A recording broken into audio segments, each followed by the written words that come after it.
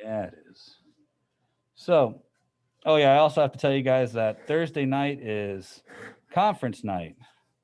So if your parents are desperate to meet with Mr. Shelton, he will be here for conference night from, I don't know, whatever, 3:30 till 7. I don't really want to talk to any of your parents. You guys know that. But if they're desperate to have a conversation with Mr. Shelton, he will be here, and I will be able to speak with any of them about your progress.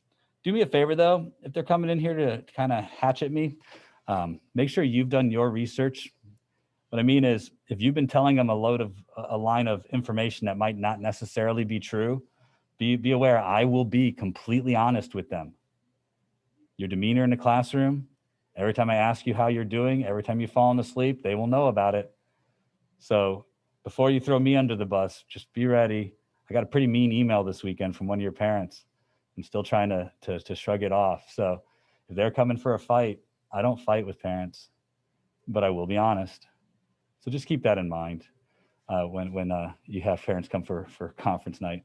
For the most part, though, I'm not making any what is it? I'm not making a schedule because I only have like 4 or 5 parents. That's usually what shows up. You guys are juniors and seniors. So they'll just be a waiting room. The links are already there in Canvas. They just click on the link. I'll see them in the order that they showed up. So if your parents are on their way, yay, I can't wait. So here we go. We're going to talk about orbits again today, but I want to talk to you about it from the standpoint of how these kinds of questions tend to be asked on the AP exam. They're not going to ask you how fast the spacecraft is traveling. All those technical things we did yesterday, although you need that skill set because they could ask it, it is part of our curriculum. They're probably not going to ask any of the questions in that manner. They're more likely going to ask questions related to transitions or information about orbits that's less technical and more qualitative. So I want to have the qualitative conversation with you about orbits. First, with the reminder, there are 3 things about the orbit you really need to know if you're going to get these kinds of test questions correct. The first is it doesn't matter how big the object is that's going to be in orbit. The first thing we noticed was that an orbit is a combination of 3 things. First, there's an unbalanced force acting on our object. We know that that unbalanced force is causing a centripetal acceleration. So let's not forget that because that's where it all starts.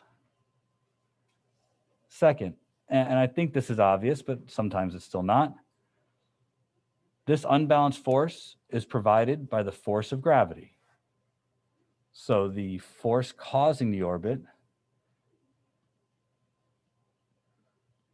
comes from Newton's law of universal gravitation.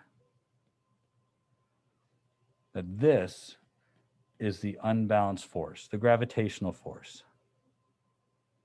It's important to note that the gravitational force is based on 3 distinct pieces of information. The mass of each object makes up 2 of them, and their separation distance is the third. And I'm eager to point out that the separation distance doesn't have to be the radius of curvature. That's a question you should ask yourself when looking at the question. The third thing is that this gravitational force is directly responsible for the unbalanced centripetal force.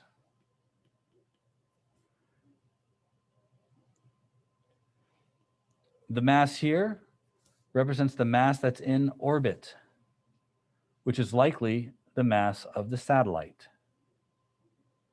suggesting that this whole thing doesn't have anything to do with the mass of the object that's there. Now, it does have something to do with it. You have to get the thing out there. It is true that bigger things are harder to get out there than smaller things. But when it comes to calculating how fast you have to be traveling in that orbit, the mass of that object doesn't matter. The only mass that does is the mass at the center, whatever the planet or the star is. Now, saying all those things, I want you to understand something incredibly important here. Objects that are in orbit are not weightless. This is a misconception, and I am intending to ask this on the next test. So misconception number 1, things are weightless in orbit.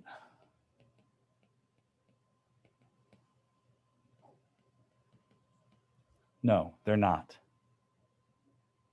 In fact, it is because they are experiencing a force of gravity that they are in orbit. In fact, it is the force of gravity that keeps them in orbit. So things in orbit are not weightless. So misconception number 2, they're nearly weightless. The force of gravity is very small on them. That is also not true. The acceleration and the force of gravity in most orbits is a large percentage of 9.8. On the space station, the astronauts are experiencing an acceleration of gravity that's almost 8.1 meters per second squared. That's a lot. You guys can't run with that kind of acceleration. They're experiencing a lot of acceleration. They are not experiencing a normal force. That's why they appear weightless. They're falling. They're falling towards the Earth, just like you cut the string on an elevator.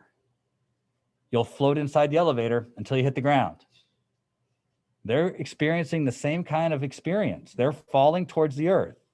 The difference, they're going sideways fast enough to avoid hitting the Earth. That's why they appear weightless. Be able to explain that. Because objects that are falling all appear weightless. Skydivers appear weightless. But you appear weightless because you have no normal force acting on you, not because there's not gravity acting on you. All of these things have gravity acting upon them. So, orbits start with Newton's second law, apply Newton's law of universal gravitation, and recognize the mass of the object in orbit doesn't matter. Once you've done that, the first thing I want to talk to you about is an implication. In order for the Dragon capsule to actually dock with the International Space Station, it had to go into a low Earth orbit first.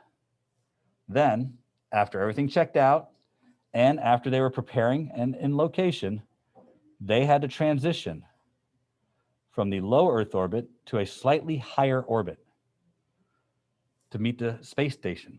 The space station is in a slightly higher orbit than the launch orbit of the Dragon capsule. So space station, it's got these things hanging off of it, something like that. Spacecraft had to make a transition to get to the higher orbit. I would like you to be able to talk about whether objects are traveling faster or slower, depending on what their radius of curvature is. I need you to speak to it qualitatively, but you have to solve for it quantitatively, meaning you need to understand how these things are related, but be able to describe it in words. So the first comparison I want you to make is the speed versus altitude. I want you to be able to speak to that. To do so, we're going to take a look at this relationship. And we're going to compare velocity with radius. So the first thing I want to do is I want to take a look and see that I can get rid of one of those R's. And when I do, I can write this as the mass of the planet times g times 1 over r. And that equals v squared. The reason I want to write it like this is I want you to see this part is a constant. That has nothing to do directly with comparing two orbits. That stays the same, whether you're in a low orbit or a high orbit.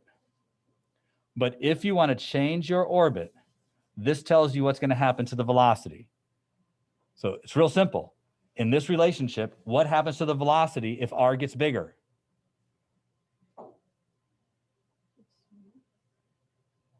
That's right. You need to be able to speak to this.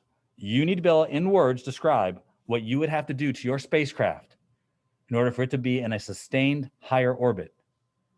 And you have to be able to look at this and determine what that is. This says that if r gets bigger, everything over here gets smaller.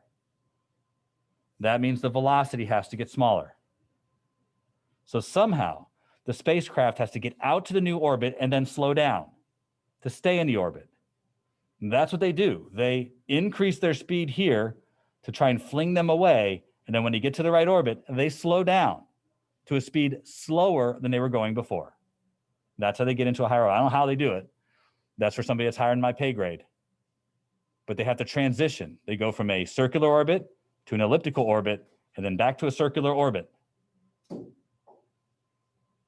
So that's the first relationship, that speed decreases with altitude. Now, you should be able to go back to here and explain why. If you can't, you have a problem. So let's talk about why that's probably true. First, if I want to travel in a circular path, it takes an unbalanced force. If I go further away from the center of the earth, that force goes down. So I have less force acting on me. If there's less force acting on me, that suggests I need to be slower. So I think if you are asked, why does the velocity have to be less to go to a higher orbit? You'll need to be able to say it's because if I'm at a higher orbit, the force of gravity is less. And if there's less net force, there's less acceleration. The velocity is directly connected to the acceleration. You can prove it here, but that's not using words. You understand that it's going to say something like, explain without using equations the relationship between the altitude and your velocity. Questions about that? All right, set that aside. Because the next thing to talk about, oops, I don't want to do any of those things, is I want you to be able to explain the relationship between the altitude and the time it takes to go around.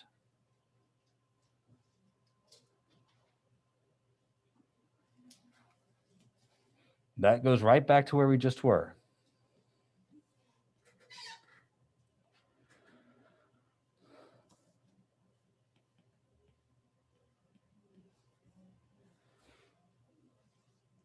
Going back just a step, but I've still canceled out one of the R's. I need to continuously remind you that the mass of the satellite doesn't matter. No matter whether you put a big thing in orbit or a small thing in orbit, they need the same velocity. But now we're talking about the velocity. And we know that has to do with how big the circle is and how long it takes to go around that circle. Now, we already did this combination yesterday, but it's worth redoing just to make sure we're all on the same page.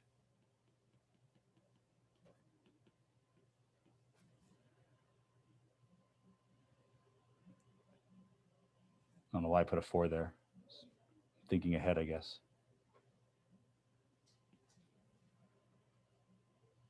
Now, yesterday we went a little further. Did a little bit of math on this.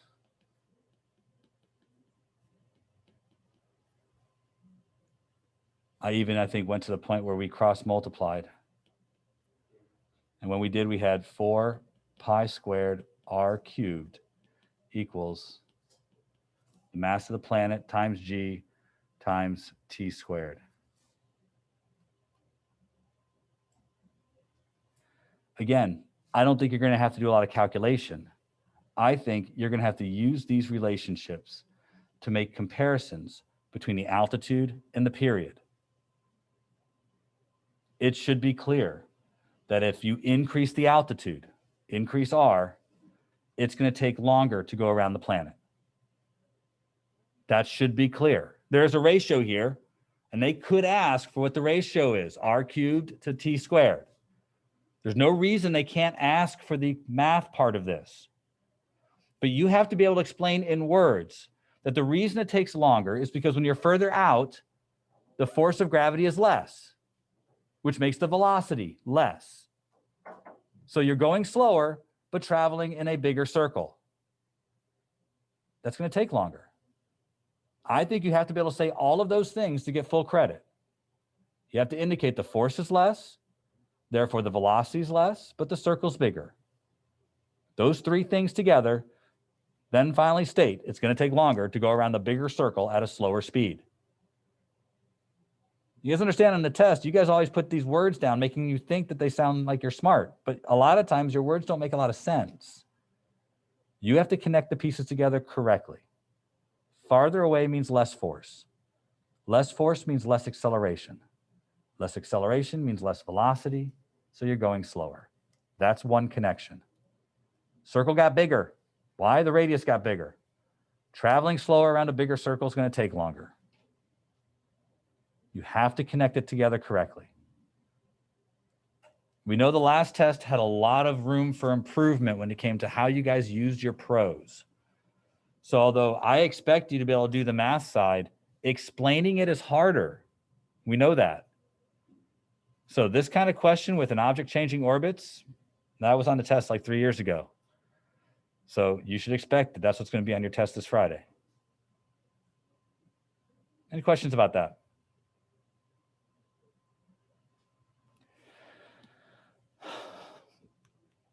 I want you to do something for me. I'm going to say a problem, and I want to see if you can solve it. I've given you all the information you need to solve this problem. And it's not what you think. So, but this is because I got a few people who need to be woken up a little bit. So if your head's been dripping down a little bit, you're going to be called on in a few seconds. And if you're in a black box, you're definitely getting called on. The acceleration of gravity on the surface of the Earth is 9.8. Now, in class, we've talked about where that comes from. The first day, when we talked about gravity, I showed you that you could find the force of gravity on you by converting your weight to a mass and using the mass of the Earth and the radius of the Earth. Figure out the force of gravity on you. And then I had you divide by your own mass to show you that everybody, no matter what they got for the force of gravity, would get the acceleration of gravity on the Earth to be equal to 9.8. So we did in class. In the end, I said, okay, whatever you got for the force of gravity, now divide by your mass, and you're going to get 9.8. Because this is how you calculate the acceleration of gravity. And this would be the acceleration of gravity on any planet, not just the Earth. It's the acceleration on any planet. You need the mass of the planet, you need the radius of the planet, and g, and you can calculate the acceleration of gravity on any planet. Now, you're on a planet with twice the mass, but 3 times the radius. What's the acceleration of gravity on that planet? Again, you're on a planet that has twice the mass of the Earth, but 3 times the Earth's radius.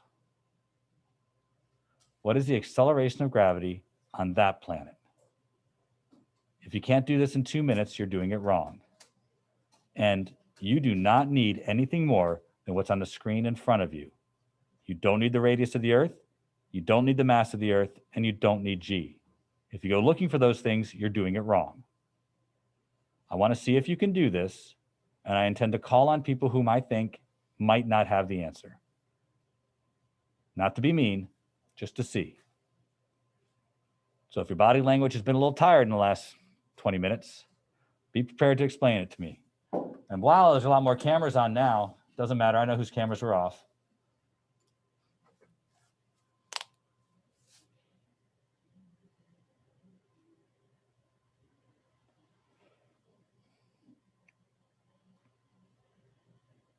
Twice the mass, 3 times the radius.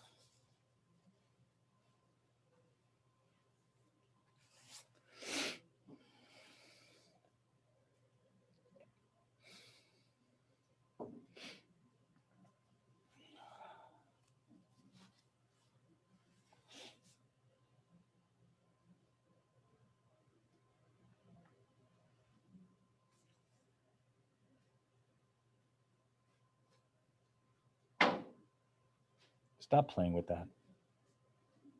Please.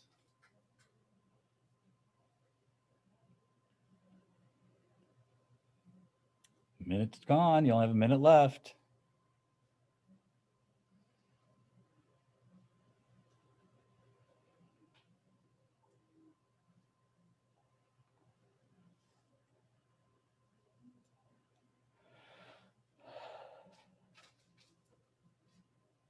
All right, if you have the answer, raise your hand.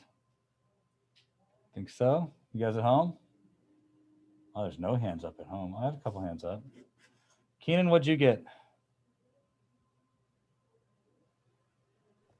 Since it's twice the mass of the Earth, I said 2 MEG over 3R squared. Yeah, but I'm actually looking for a numerical answer. Oh, Like a number. Who oh. has a numerical answer? Fewer hands. Go ahead. What's your numerical answer? I have 2.177 meters per second squared. 2.177 meters. And you got that by doing what? So I at the bottom the 3R squared. I scored that to get 9R. So 2 MEG over 9R, and I equal that to 9.8. And then I divided 2 by 9 to get 0.2 repeating, and then I multiplied that by 9.8. Okay, so all the things he said, really close. It's the right answer. So it's 2/9 times 9.8. That's how you get the answer. These are ratio problems. They really have nothing to do with physics, but they ask these kinds of problems all the time. You need a method to do these. If you've never done one like this before, that's okay. But they're going to ask a question like this on your next test. So I'm going to ask it on the next test too. I'm sorry, I said they. They're going to ask on the AP exam, so I'm going to ask these on your next test. They love these ratio problems. And they haven't asked any ratio problems until now because we finally got an equation that has multiple things in it. So I'm going to explain to you how you do ratio problems like this. I will give you a singular method. I have more, but this is the method I like. If you have another method, use your method.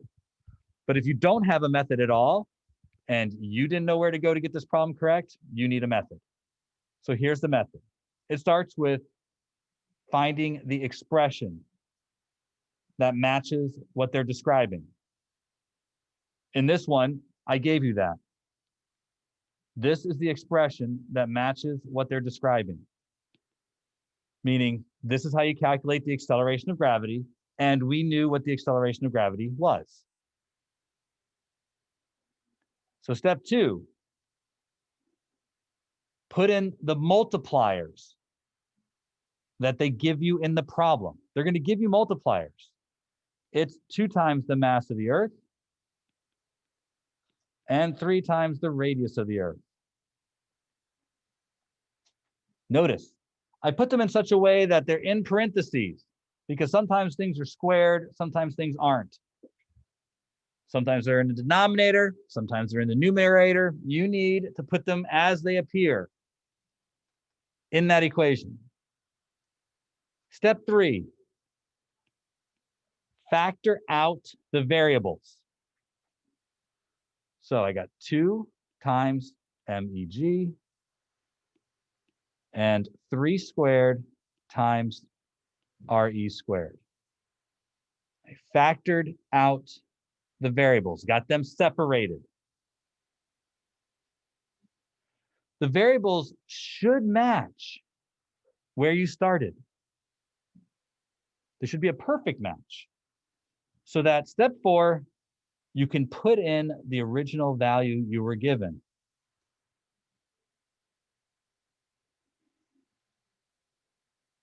That's how it's done.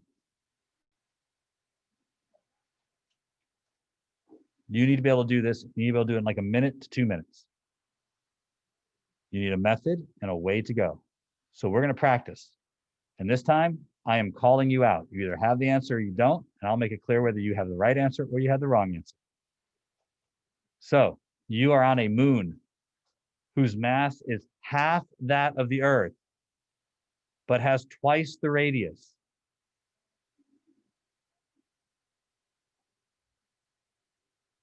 What is the acceleration of gravity on the surface of that moon? You're on a moon that has half the mass of the Earth, but twice the Earth's radius. What is the acceleration of gravity on the surface of that moon?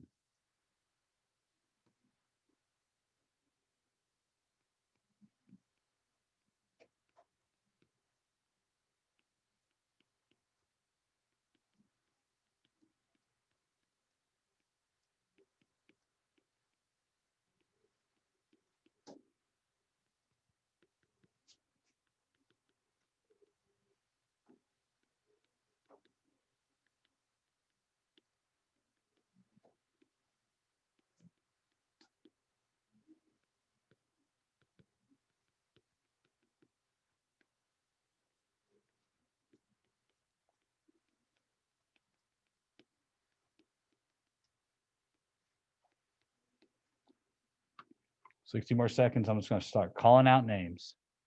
All you're going to do is give me a number.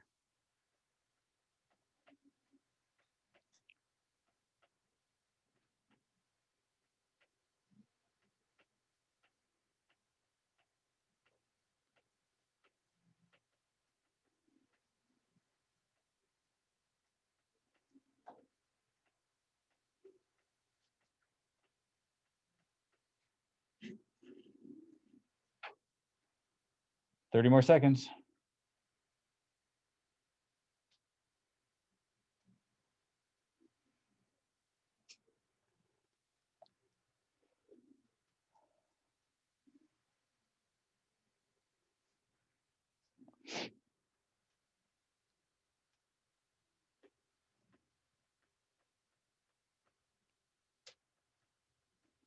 All right, Sebastian, what'd you get?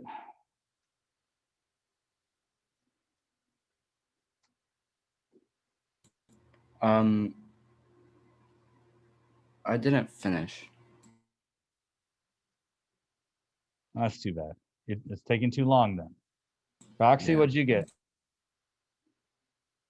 1.225. Brandon, what'd you get? Claudia, what'd you get? The answer is 1.225. So if you got 1.225, good job, fantastic. If you didn't, it took too long, and you need to be getting to this point within 2 minutes. I said that you have half the mass of the Earth, but 2 times the radius. So this looks to be 1/2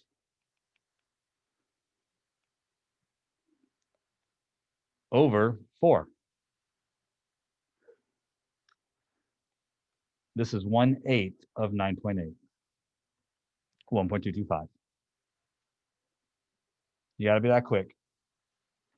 We're going to do one more just to shake it up some. And it's not going to be exactly like this. Let's see if you can adapt. 2 objects are placed in such a way that the force of gravity between them is 10 newtons.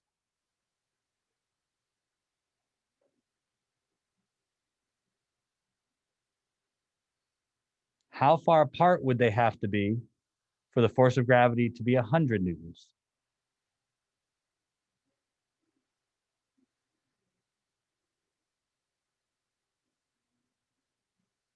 I'll say it again. You place 2 items in such a way that the force of gravity between them is 10 newtons. What would you have to do to their separation distance in order for the force of gravity between them to be 100 newtons? Let's see if you can adapt.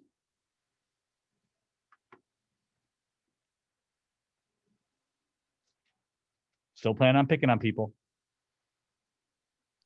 Could you repeat the question again? Yep. You place 2 things in such a way that they have a force of gravity between them of 10 newtons. What would you have to do to their separation distance in order to increase that force to 100 newtons?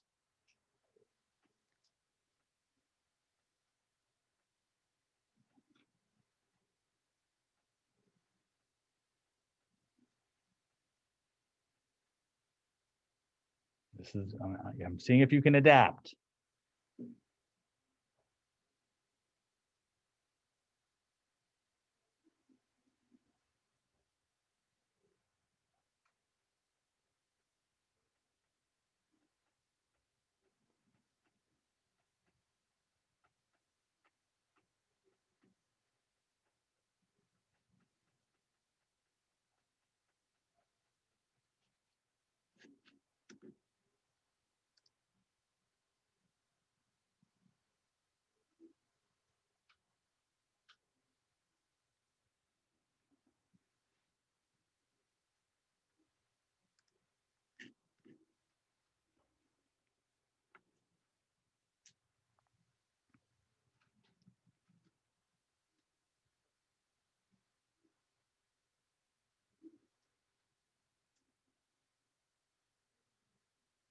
This one harder? Same kind of problem.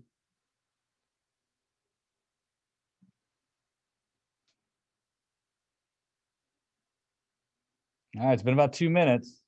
Raise your hand if you think you can do it. All right. Brandon, what'd you get?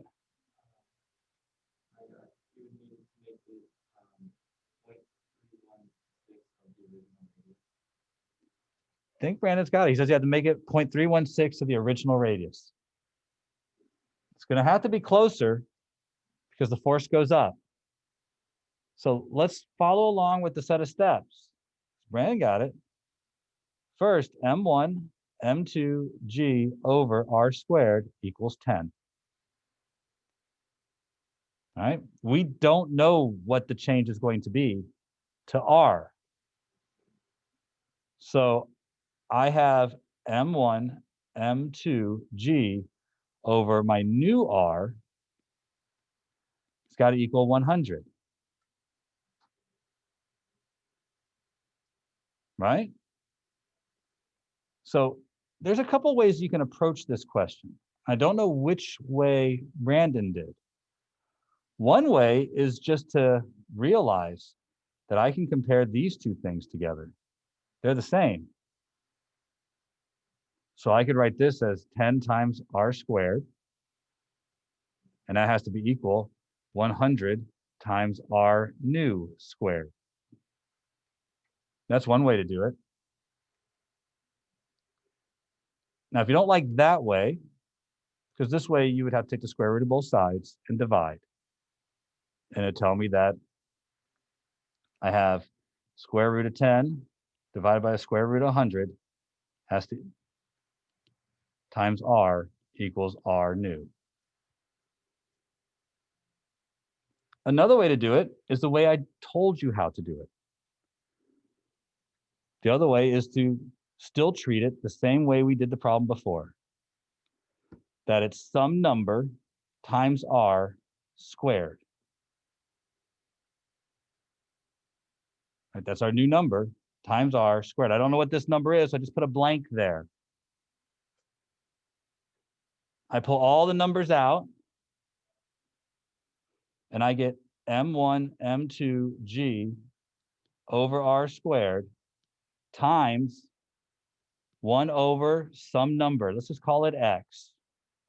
So X squared has to equal 100. All of this still has to be 10. It's another way of doing it. It's still just a ratio problem. So I get 1 over X squared times 10 has to equal 100. You have to figure out what X is. We're going to practice this a little bit. So I think that this is something that's outside of our wheelhouse. We haven't done this kind of stuff very much. Some people are great at doing ratio problems like this. There's other ways to do this as well. I bet if I asked Brandon how he did it, he probably has a third way of doing it. But there are a variety of ways to do these kinds of questions. You need to find the one that you like the most, because this is the kind of questions that are going to be on the test. Generally, in these problems, they manipulate an equation and want to see if you can figure out how it changes the result. The reason we haven't done these kinds of problems yet is because we needed to have an equation that had lots of variables in it. So generally, they wait till about now to do these kinds of problems, and then they start bringing up these kinds of problems on the test. Because now we have equations with squares in it and multiple variables. That's why they show up now. So we're going to practice. There will be 1 or 2 on your test.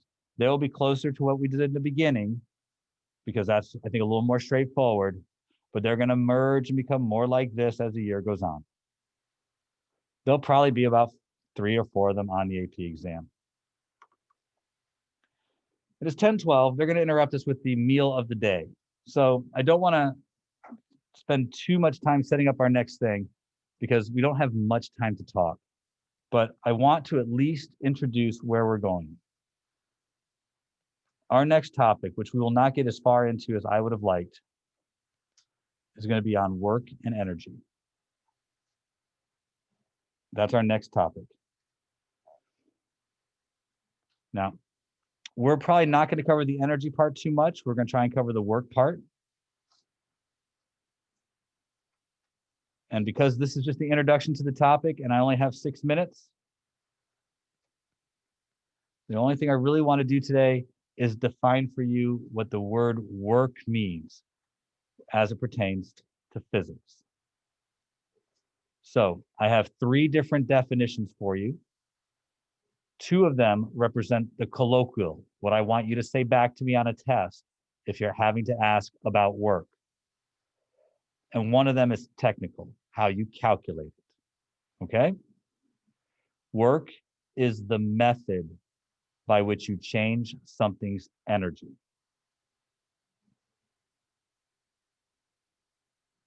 That's what work is. That's the definition of work as I see it in this class.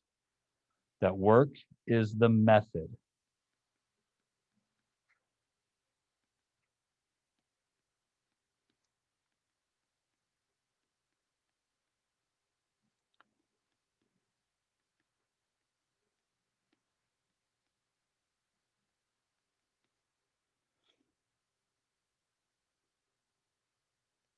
In chemistry, you learned other ways to change energy. In general, in chemistry, you learn 3 different ways to change something's energy. Do you remember what those 3 ways were in chemistry? It was just last year. Not one of you? If I give you one, I know you'll get the other 2. But the first one has to do with contact. Does that ring enough bells? No. But I heard the word in the back. Adi, what'd you say? Conduction. What's another one? Convection. That's right. And what's the third?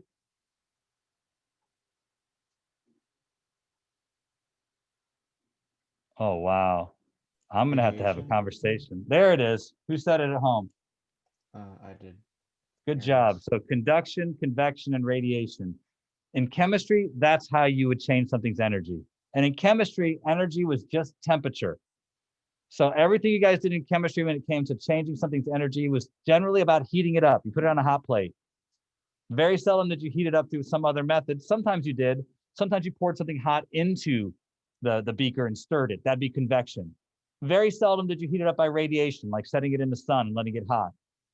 Generally, most of the time, you guys change something's energy almost 100% by conduction. You put it on a hot plate, you put it on the stove top, you put it in the oven. That's conduction. Convection, you have to put something warm in there and mix it. That's convection. You have to use the current or the flow of some kind of fluid around the object. Radiation is a microwave. It uses microwave radiation to heat something up. And that's how the energy gets to it. It's just another form of light that you guys can't see. In physics, we talk about physical work as a means of changing something's energy. We don't use conduction, convection, and radiation. Those are called the flow of heat. In physics, we do a different process to change something's energy. And the specific project is anytime a force is used to move an object. That's the second definition I want you to know. Work is done when a force is used to move an object. This changes something's energy. We are talking about mechanical energy. Technically, and this is what you will have to do to calculate it. Good morning, Sickles High School. Please Stand for the Pledge of Allegiance to the flag of the United States of America, to the republic for which it stands, one nation, under God, indivisible, with liberty and justice for all. I want to start off by acknowledging two different groups. First, we have the swim team. Swim team, I want to talk about how well they did at state. they did well at state. First, the 200 relay, the girls 200 relay, which is Madeline Rideout, Kate Rideout, Ava Davis, and Savannah Trezor. They took 13th in state, but also they set a new school record. Congratulations to the girls 200 relay. 4 girls in this girls 200 relay set the school record and placed 13th in state. Boys 100 backstroke, and he also broke those school records. Another school record broken in the boys 100 meter backstroke. Thanks for a great season. Also, ROTC has some celebrations. Congratulations to the following marksmanship team members for taking second in a close match between Boca Ciega, Newsom, Alonzo, East Bay, and Singles. Congratulations to the following members: James Alton, Kennedy Benson, Yay! Lopez. We had our whole marksmanship team did really well. Got second in a competition with a couple other schools. Okay, tomorrow we have our annual Thanksgiving feast in the cafeteria. Tomorrow is an annual Thanksgiving feast, and none of you get to eat it. So I don't know why they're announcing it for you. But you know, hey, there it is. I do that every year. It's delicious. Today in the cafeteria, we have buffalo chicken bites. Buffalo chicken bites. And a hot bar is the potato bar. Tater bar's back. All right. Thank you. Wow. Have a great day. I knew he couldn't survive without the potato bar coming back. All right, so let me just finish this up. Whenever a force is used to move an object, so if you push on an object with any force and it moves, you're doing work. It's going to get a little more complicated than that, but not very much. That's really it. There is one important detail. You'll notice I have this angle thing here, right? When it comes to calculating work, it's only the amount of force that's in the direction of motion that matters. So this represents F cosine theta. That's the only part of the force that actually does work. The other part of the force, the part of the force that's upwards, it's not moving the object, so it doesn't do any work. So we don't care about that part. All right, that's it for today. Although we will do some of this again tomorrow for people who are out. We are going to go a little bit further than this tomorrow. So you guys at home, have a fantastic day. Look forward to seeing you tomorrow. You guys here in class, have a wonderful day. Look forward to seeing you all tomorrow. And if you have the FSA later today, good luck. Do well. Maybe.